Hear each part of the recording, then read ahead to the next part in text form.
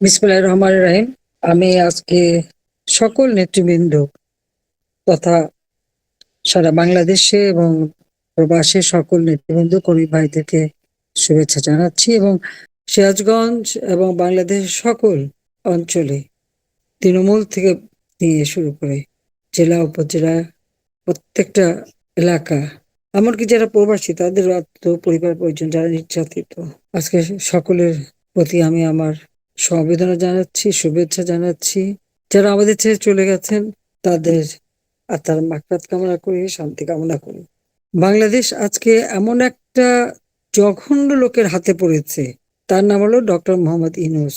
তার ক্ষমতার লোভ, এই লোভের আগুনে জ্বলছে বাংলাদেশ, জ্বলছে আওয়ামী লীগের তৃণমূল পর্যায় থেকে প্রতিটি নেতা কর্মী, পরিবার পরিজন, ঘর বাড়ি, ব্যবসা প্রতিষ্ঠান, আত্মীয় স্বজন সব জ্বলছে এদেশের প্রতিটি মানুষ, মুক্তিযোদ্ধা পরিবার।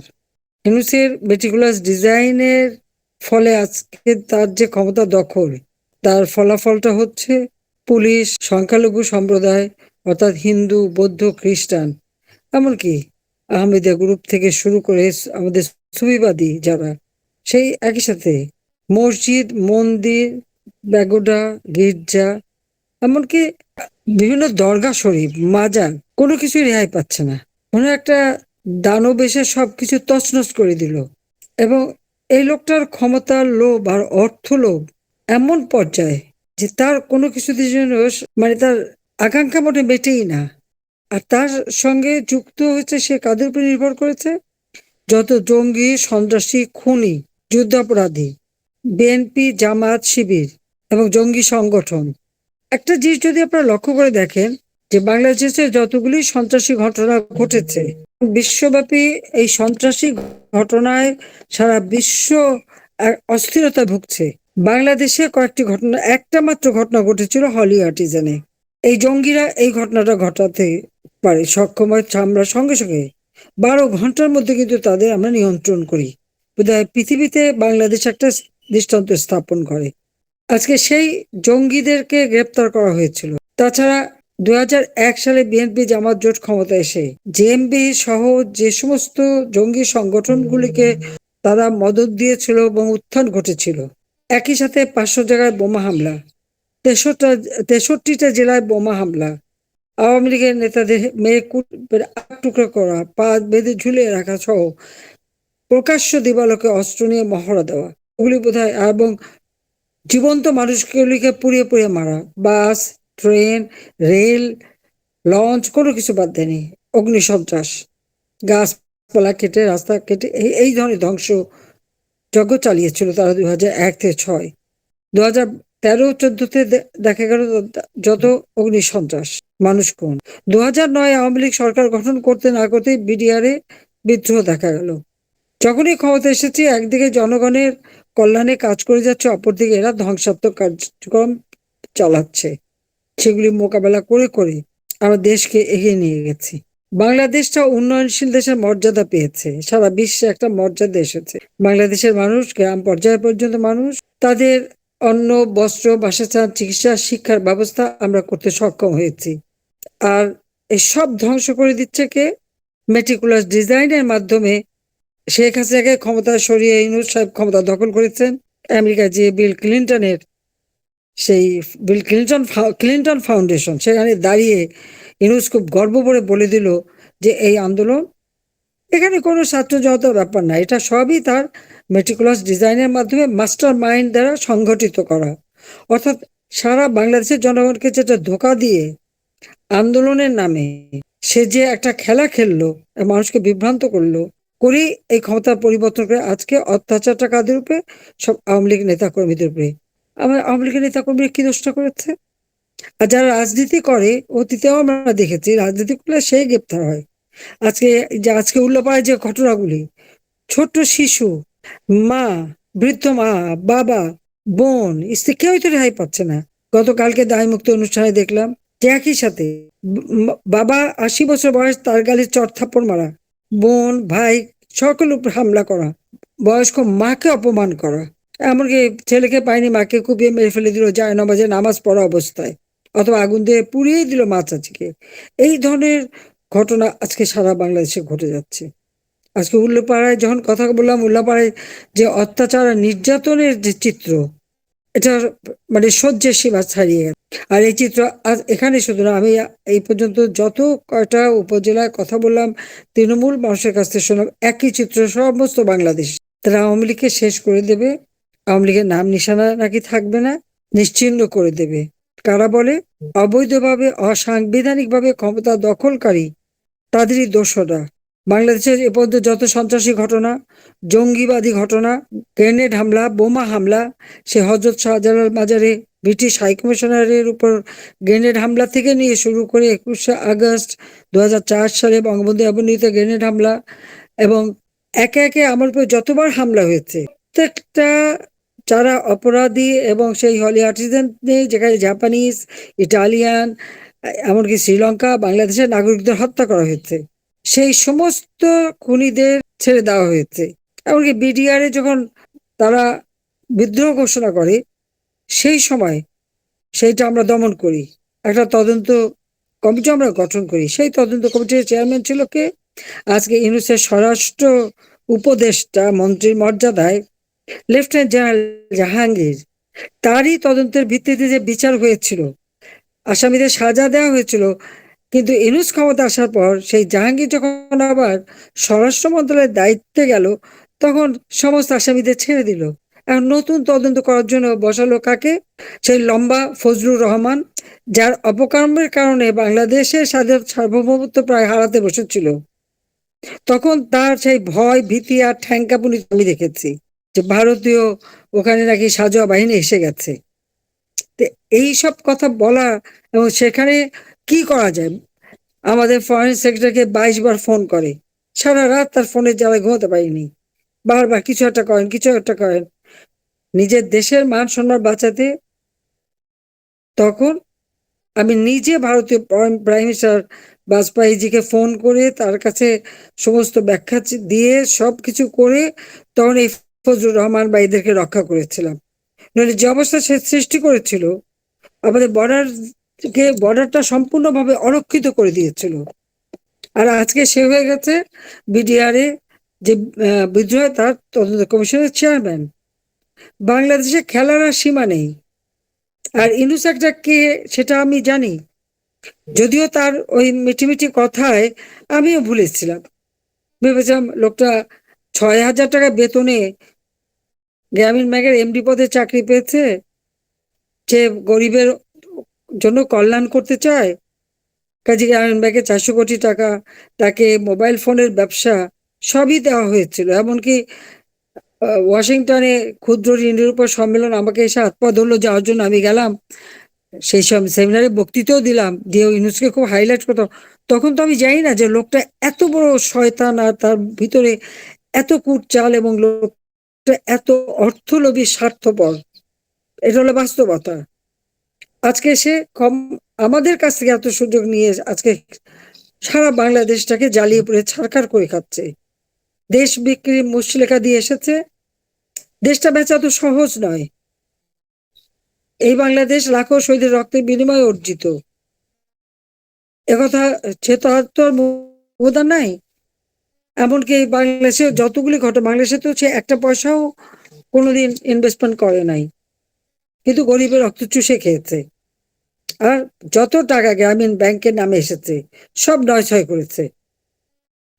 সে যে টাকা পয়সা কিভাবে এদিক থেকে ওদিক করতে পারে, সেটা যদি মানে তদন্ত রিপোর্টগুলি সেগুলি যে বের হয়েছিল, সেটা যদি কেউ পান আর দেখেন, আপনারা অবাক হয়ে যাবেন যে একটা মানুষ কত বড় মানে ধুরন্ধর হতে পারে, যে সেই টাকা পয়সা নিয়ে এসে এদিক ওদিক। তার যে বিভিন্ন ব্যাংকে টাকা, এফডিআর গুলি, নাহলে 5,000 কোটি টাকা তার এফডিআর বিভিন্ন নামে। এরপরেও আবার বিভিন্ন প্রতিষ্ঠান, এক গ্রামীণ ব্যাংকের নাম ভাঙিয়ে গ্রামীণ ব্যাংকের নামে যত রকমের প্রতিষ্ঠান আর যত রকমের কোম্পানি খুলে সে টাকাকে নয় ছয় করা, এদিকে ওদিকে করা। এরকম একটা টাকা যখন আমাদের হাতে নাতে ধরা পড়লো, যে 6 কোটি টাকার একটা চেক একটা ব্যাংকে থেকে আরেকটা ব্যাংকে নেওয়া, সেখান থেকে আবার আরেকটা চেক পাঠালো, সেই চেকে কে পাবে তার নাম লেখা নাই, মাথার উপরে শুধু একটা অ্যাকাউন্ট নাম্বার। বাংলাদেশ ব্যাংকের বিএফআইও যখন এটার উপরে তদন্ত করতে যে দেখলো সে টাকা ইউনূসের পার্সোনাল মানে অ্যাকাউন্টে ঢুকে গেছে, এই পার্সোনাল অ্যাকাউন্টে ঢুকে ওটা তদন্ত করতে যে দেখে তখন ইউনূস ফাউন্ডেশনে সে টাকা ফিক্সড ডিপোজিট হয়ে গেছে। অর্থাৎ কিভাবে এই লোকটা টাকাকে নয়ছয় করতে পারে সেটাই আপনারা একবার ভেবে দেখেন। এই ফান্ড, ওই ফান্ড, মিউচুয়াল ফান্ড, অমুক ফান্ড, ট্রাস্ট ফান্ড, কল্যাণ ফান্ড, বিভিন্ন ফান্ডের নামে নামে এই টাকাগুলি সে সরিয়েছে। গ্রামীণ ব্যাংকের টাকা গ্রামীণ ব্যাংকে থাকবে, কারণ গ্রামীণ ব্যাংকের কল্যাণ ফান্ড মানে সেখানে টাকা আসা মানে ওটা একমাত্র ইউনূস ছাড়া কেউ অপারেট করতে পারবে না। আর এখন তার কাছ থেকে আবার মানে দুর্নীতির, আমাদের আওয়ামী লীগের নেতা কর্মীর বিরুদ্ধে দুর্নীতির মামলা, হত্যার মামলা, নানা ধরনের মামলা দিচ্ছে। এবং আমাদের কিছু আতেল আছে, তারা কি এসব কিছু জানে, খোঁজ নিয়েছে কখনো? হ্যাঁ, দেখলাম একজন বলল দেবপ্রিয় থেকে শুরু করে অনেক বলছে কি আওয়ামী লীগ নাকি সম্পদের হিসাব দেয় না। কথাটা ঠিক হতো না? আমরা যারা নির্বাচন করি প্রত্যেক নির্বাচনের আগে আমাদেরকে আমাদের সম্পদের হিসাব বিবরণী দিতে হয়। অর্থাৎ আমরা কিন্তু একটা সময় প্রতি বছরই আমাদের ট্যাক্স পেমেন্ট, ট্যাক্স ক্লিয়ার থাকতে হবে। আওয়ামী লীগ পার্টি হিসেবে আমাদের মানে সম্পূর্ণ টাকার হিসাব আমরা কিন্তু সেটা করে প্রতি বছর দিয়ে থাকি। আওয়ামী লীগ খুব নিয়মিতভাবে এগুলি পালন করে, এমনকি বঙ্গবন্ধু মেমোরিয়াল ট্রাস্ট থেকে শুরু করে যতগুলি ট্রাস্ট ফান্ড আছে ঠিক মতো আমরা দিই। ইউনূস কি একটা টাকাও ট্যাক্স দেয়? এবং এই যে তার এত এত কোম্পানি, 38টা কোম্পানি ট্যাক্স ফাঁকি দেওয়ার মামলা তার বিরুদ্ধে, ব্যক্তিগতভাবে টাকা যে চুরি করেছে সে তার ট্যাক্স ফাঁকি দিয়েছে সেই মামলাও ছিল। শ্রমিকদের অর্থ আত্মসাৎ করে সে যে টাকাগুলি বানিয়েছে, শ্রমিকদের করা মামলায় দণ্ডিত আসামি হচ্ছে ডক্টর মোহাম্মদ ইউনূস। শ্রমিক গরিব মানুষ তাদের টাকা যে মেরে খেতে, তা সে কতটা লোভী আপনারা চিন্তা করে দেখেন। আজকে উল্লাপাড়া আমাদের নেতা কর্মীদের উপরে যে অত্যাচার, শিশুদের উপরে যে অত্যাচার, আজকে আমি দেখলাম আমাদের আরেকটা শিশু বয়স হবে 10-12 বছরের ছেলেটা স্কুলে পড়ে, সে কি একটা কথা বলেছে, সেই তার ক্লাসের সাথে যে গার্জিয়ানকে কিছু বলাতে ওই ছেলেটার মাথার মধ্যে যেভাবে আঘাত করেছে, আব্দুল্লাহ নাম বাচ্চাটার, সে এইভাবে অরাজকতা চলছে। ছোট ছোট বাচ্চাদের দিয়ে টিচারদের অপমান করা, এদের ভবিষ্যৎটা কি? ইউনূস বলে 27 বছর বয়স যাদের তাদের নাকি ভোট দিতে পারে নাই। এই লোকটা মিথ্যা কথা বলায় মানে একটা রেকর্ড করতে পারে। 27 বছর বয়স যারা তারা ভোট দেবে না কেন? এর মধ্যে তো 2024 ইলেকশনে ভোট দিয়েছে, আর এর মধ্যে অনেকেই তো 2018 সালে ভোট দিয়েছে। ভোট দিতে পারে না এইরকম তো কথা নাই। হ্যাঁ, এটা ছিল এক সময়, জিয়াউর রহমান ক্ষমতা দখল করে হ্যাঁ না ভোট দিতে পারেনি। কিন্তু আওয়ামী লীগ যতবার ক্ষমতা এসেছে, আওয়ামী লীগ জনগণের ভোটে নির্বাচিত হয়ে এসেছে। আজকে আমাদের নির্বাচিত ইউনিয়ন কাউন্সিলের চেয়ারম্যান, উপজেলা চেয়ারম্যান বা জেলা পরিষদ কাউকে কাজ করতে দেবে না, তাদেরকে হটিয়ে দিয়ে সব জায়গায় দলীয় লোক বসায়। আর যারা একটু আছে এখনো টিকে, সেখানে তাদের কাজ করবারই সুযোগ নাই। অর্থ সম্পদ সব লুটে খাচ্ছে, রিলিফের টাকাগুলি দিচ্ছে না, বন্যা হলে তা দেবে না। আর উন্নয়ন যেগুলি আমরা করেছি এখন এসে নিজের নাম দিয়ে চালাতে চেষ্টা করছে। বাংলাদেশের এমন কোনো অঞ্চল নাই যে যার অঞ্চলে আমরা উন্নয়ন করিনি। সিরাজগঞ্জ সবসময় প্রগতিশীল, সিরাজগঞ্জে মানুষ সবসময় অনেক উন্নত, অথচ সেই জায়গায় একটার পর একটা তাদের নির্যাতন। বঙ্গবন্ধু সেতু, যমুনা নদীর উপরে বঙ্গবন্ধু সেতু তো আওয়ামী লীগ সরকার এসেই সম্পন্ন করে, যেখানে রেল লাইন, বিদ্যুৎ, গ্যাস লাইন থেকে শুরু করে সব ছিল। তারপর যখন আমাদের রেলের যোগাযোগটা আরো আমরা বাড়াতে চাইলাম, ট্রান্স এশিয়ান রেলওয়ের সাথে সংযোগ করব, আমরা ডেডিকেটেড আলাদা রেল লাইনও করে দিলাম। এবং গোটা উত্তরবঙ্গের সাথে আমরা রাজধানীর যোগাযোগ, পদ্মা সেতুর মাধ্যমে দক্ষিণবঙ্গের সাথে রাজধানীর যোগাযোগ, ব্যবসা বাণিজ্য সবকিছু যাতে উন্নত মানের চলতে পারে, কে করেছে? আওয়ামী লীগ করেছে। একবার গ্রাম পর্যায় পর্যন্ত যেগুলি মাটির রাস্তা ছিল, ইটের সোয়েলিং ছিল, সেগুলি পাকা রাস্তা। আমাদের নদী নালা খাল বিলের জায়গা, সেখানে ব্রিজ করে দেওয়া। যমুনা বঙ্গবন্ধু সেতু হবার পরে আমরা সেই নলকা হাতিকমলুর রাস্তা করে দিলাম। সেই সালঙ্গা থেকে নিয়ে শুরু করে একেবারে নর্থ বেঙ্গল পর্যন্ত এক টানে যাতে চলে যেতে পারে সেই রাস্তা তো আমি করে দিয়েছি। সেখানে যেগুলি হাই স্পিডে গাড়ি চলবে তার জন্য, আবার দুই পাশে আমাদের ইউনিয়নের লোকজন যাতে যেতে পারে, স্লো মানে রিক্সা ভ্যান চলতে পারে, সেগুলির জন্য একসাথে রাস্তা করে দেওয়া, এসব আইডিয়া কাদের? এ তো আমাদের আইডিয়া, আমি নিজে করা এসেছি এগুলি। প্রত্যেকটা জায়গায় তো আমরা মানুষের কোনো কষ্ট ছিল, আজকে গৃহহীন ভূমিহীন মানুষ তাদের ঘর বাড়ি তৈরি করে দিচ্ছি, জীবন জীবিকার ব্যবস্থা আমি করে দিচ্ছি। কারণ আমাদের মুজিব বর্ষে একটা সিদ্ধান্ত ছিল, বাংলাদেশে একটি মানুষও ভূমিহীন থাকবে না, গৃহহীন থাকবে না। এবং সেই পরিকল্পনা নিয়েই আমরা কিন্তু এগিয়ে যাচ্ছিলাম এবং আমরা সাফল্য এনেছি। প্রায় 22,000 ঘরের মধ্যে আর মাত্র 11,000 ঘর বাকি ছিল। সেই বাড়িটা করে দিতে সম্পন্ন করে যখন মানুষকে আমরা বসতি দিতে পারতাম, বাংলাদেশকে আমরা এই 2024 সালের ডিসেম্বর মাসেই আমাদের প্ল্যান ছিল ঘোষণা দেব বাংলাদেশে হত দরিদ্র বলে আর কিছু নেই। কিন্তু কি দুর্ভাগ্যের বিষয়, আমরা সেটা করতে পারলাম না। আগস্ট মাস, সেই আগস্ট মাস হলো আমাদের 15ই আগস্ট জাতির পিতা বঙ্গবন্ধু শেখ মুজিবুর রহমানকে নির্মমভাবে হত্যা করলো। আমি হারালাম আমার মাকে। আজকে যারা আপনজন হারিয়েছেন তারাই বুঝেন। বাবা, মা, ভাই, আমার 3 ভাই, আমার চাচা, 2 ভ্রাতৃবধূ, আত্মীয় পরিজন, 18 জন সদস্যকে নির্মমভাবে হত্যা করে। আমি তাদের আত্মার মাগফিরাত কামনা করি। বঙ্গবন্ধু শেখ মুজিবুর রহমান এদেশের স্বাধীনতা নিয়ে দিয়েছেন, যুদ্ধ বিধ্বস্ত দেশ করে তুলে বাংলাদেশকে স্বল্পোন্নত দেশে উন্নীত করেছেন। এই গুণে ধরা সমাজ ভেঙে তিনি নতুন সমাজ গড়তে চেয়েছিলেন। তিনি কৃষক শ্রমিক আওয়ামী লীগ গঠন করে জাতীয় ঐক্য ডাক দিয়ে বাংলাদেশকে উন্নত করতে চেয়েছিলেন, দুঃখী মানুষের মুখে হাসি ফোটাতে চেয়েছিলেন। কৃত্রিম উপায়ে দুর্ভিক্ষ সৃষ্টি করে বঙ্গবন্ধুকে মানুষের হৃদয় থেকে মুছতে চেষ্টা করেও তারা ব্যর্থ হয়ে 75 সালে নির্মমভাবে হত্যা করে। এরপর বাংলাদেশে হয় হত্যা, কুসহজাতের রাজনীতি। সেখান থেকে বাংলাদেশের জনগণের ভোটের অধিকার জনগণের হাতে ফিরিয়ে দিয়েছে আওয়ামী লীগ। গণতান্ত্রিক ধারা একমাত্র আওয়ামী লীগের আমলে অব্যাহত থেকেছে। 2009 সাল থেকে 24 সাল আগস্ট মাস পর্যন্ত বাংলাদেশে একটানা 15 বছর 7 মাস গণতন্ত্র অব্যাহত ছিল। বাংলাদেশের ইতিহাসে আর তো কখনো ছিল না। 96 থেকে 2001 আর এরপরে 2009 থেকে 24। এর সুফল তো জনগণ পেয়েছে। তো অপরাধটা কি আমাদের, যে আজকে আমাদের আওয়ামী লীগের প্রত্যেকটা নেতা কর্মীর বিরুদ্ধে মামলা দিতে হবে? আমি সবাইকে একটা কথাই বলবো, যে এই যে হামলা মামলা দিয়ে ভয় ভীতি দিয়ে তারা আওয়ামী লীগকে ঘরে ঢুকাতে চায়। হ্যাঁ, একটা পর্যায়ে সেরকম ছিল, কারণ তাদের হাতে অবৈধ অস্ত্র। তারা তো সেনাবাহিনীকেও চ্যালেঞ্জ করেছে, আর আমাদের সেনাবাহিনী যারা চ্যালেঞ্জ করে তাদেরকে নাকি সন্তানের মতো দেখে। তো এই সন্তানরা যে কি জিনিস, যারা একজনের মাকে মারতে পারে, বাপকে মারতে পারে, 80 বছরের বৃদ্ধ বাবার গালে চড় মারতে পারে, এরা যে কি জিনিস সেটা আমাদের ওয়াকার সাহেব টের পাবে ভবিষ্যতে। ভবিষ্যতে টের পাবে, সন্তানের স্নেহ দিয়ে দেখে যখন চড় খাবে তখন সিধা হবে।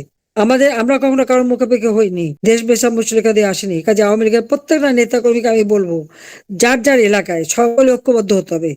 যার যার এলাকার যত উন্নয়নের কাজ করেছে সেটা জনগণের হাতে পৌঁছে দিতে হবে।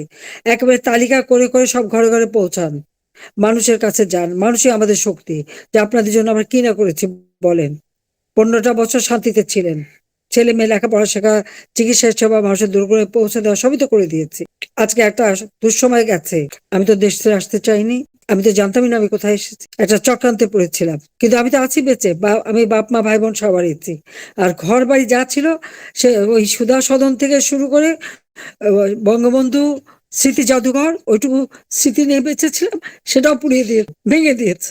আর কোনো চিহ্ন নাই, জানি বেঁচে থাকবো। তো আমার তো চাওয়া পাওয়ার কিছু নেই। আমার এখন একটাই চাওয়া, বাংলাদেশে আমাদের আওয়ামী লীগের নেতা কর্মী, মুক্তিযোদ্ধারা যারা অন্যায় শিকার হয়েছে, যাদের উপর অত্যাচার চলছে, নির্যাতন চলছে, এর প্রতিকার করা। মুক্তিযুদ্ধের ইতিহাস বিকৃত করে দিচ্ছে, আবার সেই ইতিহাস ফিরিয়ে নিয়ে ধর্ম বর্ণ নির্বিশেষে সকলের জন্য বাংলাদেশে বাস করতে পারে সেই ব্যবস্থা করা। আজকে প্রশাসন ধ্বংস করেছে, পুলিশকে তো হত্যা করে মেরে সমস্ত পুলিশ বাড়িতে আগুন দিয়ে পুলিশ শেষ করেছে। এখন সেনাবাহিনীর অফিসারদের বিরুদ্ধে মামলা দিয়ে তাদেরকে হয়রানি করে স্বাধীনতার সার্বভৌমত্ব রক্ষা কাজে তাদেরকেও ধ্বংস করে বাংলাদেশের স্বাধীনতা সার্বভৌমত্বকে নষ্ট করার জন্য এই ইউনূস আজকে উঠে পড়ে লেগেছে। এর হাত থেকে দেশকে রক্ষা করতে হবে। তাই যার যা আছে তাই নিয়ে সবাইকে ঐক্যবদ্ধ হতে হবে। ঐক্যবদ্ধ আওয়ামী লীগের কাছে এই সমস্ত অশুভ শক্তি পরাজিত হতে বাধ্য। আর যারা আপনাদের ঘর বাড়ি পুড়িয়েছে, আপনার মাকে অপমান করেছে, শিশুকে নির্যাতন করেছে, তাদের কোনো ছাড় নাই, পরিষ্কার কথা, ছাড় নাই। কত মারবে আওয়ামী লীগ? ফিনিক্স পাখির মতো ভস্ম থেকে আওয়ামী লীগ উঠে আসে, বারবার সে প্রমাণ করেছে, এবং সেইভাবে উঠে দাঁড়াতে হবে। আমি তো মারা যাইনি, আমি তো আছি। উদ্দেশ্য ছিল আমাকে হত্যা করার, তবু বেঁচে যখন আছি, আল্লাহ রাব্বুল আলামিন বাঁচিয়ে রেখেছেন। নিশ্চয়ই একদিন এই আমি সুযোগ পাবো, এবং যারা আজকে আমার নেতা কর্মীর উপরে হামলা করেছে, অত্যাচার করেছে, নির্যাতন করেছে, তাদের উপযুক্ত শাস্তি এবং ইনুসকে উপযুক্ত শাস্তি দেওয়া হবে, কারণ এর রেহাই নাই। আন্তর্জাতিক ভাবে যত টাকা সে রেখে, কোন দেশে কত টাকা তার আছে, আর বাংলাদেশেও কত টাকা আছে, কত ব্যাংক, কত ফান্ড, কত কিছু করেছে, আমার কাছে তার দুর্নীতির সব হিসাব আছে। আমি কিছু কিছু বলেছি, হয়তো আপনারা দেখেছেন, যাদের কাছে আছে তারা প্রচার করেন। আরো অনেক তথ্য আছে, আমি এখানে বসে নাই, সমস্ত কাগজপত্র আমি ঘেটে ঘেটে ঘেটে ঘেটে, কারণ আমার কাছে ছিল কিছু, আমি সেগুলি সমস্ত ডাউনলোড করেছি, প্রিন্ট করেছি, এবং আমি সেগুলির উপরে কাজ করে আমি এই সমস্ত তথ্যগুলি ছাড়বো। এবং এর যে আসল মুখোশটা, সেটা জঙ্গিবাদী, দুর্নীতিবাজ, সন্ত্রাসী, ফ্যাসিস্ট, মানব অধিকার লঙ্ঘনকারী, শিশু নির্যাতনকারী, নারী নির্যাতনকারী, এর হাত থেকে দেশকে রক্ষা করতে হবে। তাই যার যা আছে তাই নিয়ে সবাইকে ঐক্যবদ্ধ হতে হবে। সবাইকে ধন্যবাদ। জয় বাংলা, জয় বঙ্গবন্ধু, বাংলাদেশ চিরজীবী হোক। খোদা হাফেজ।